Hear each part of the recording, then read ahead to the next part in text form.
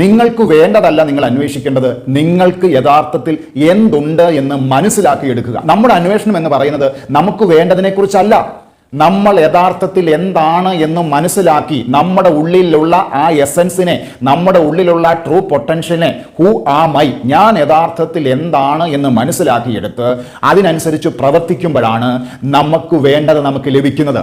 നമ്മുടെ ഉള്ളിലുള്ള ഒന്നിനെ അന്വേഷിച്ച് കണ്ടെത്തിയിട്ട് അതിനെ വളർത്തിയെടുക്കുമ്പോഴാണ് നമുക്ക് പുറമേയുള്ള കാര്യങ്ങൾ നമ്മളിലേക്ക് എത്തിച്ചേരുന്നത്.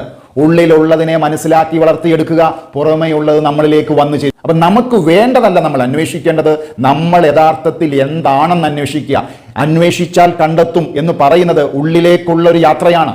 ഉള്ളിലുള്ള യഥാർത്ഥത്തിലുള്ള നമ്മുടെ കഴിവുകൾ, പ്രാപ്തികൾ കണ്ടെത്തി അത് വളർത്തിയെടുത്ത് വലുതാക്കുമ്പോഴാണ് പുറമേയുള്ള പലതും നമ്മളിലേക്ക് എത്തിച്ചേരുന്നത്. അപ്പം യാത്ര എന്ന് പറയുന്നത് എൻ്റെ ഉള്ളിലുള്ള യഥാർത്ഥ കഴിവുകൾ, പ്രാപ്തികൾ അന്വേഷിക്കലാണ്, കണ്ടെത്തലുകളാണ്. അതുകൊണ്ട് തന്നെയാണ് ഫ്രേസ് പറയുന്നത്, വിതയ്ക്കുന്നതേ കൊയ്യൂ, സോ ഷാൽ യു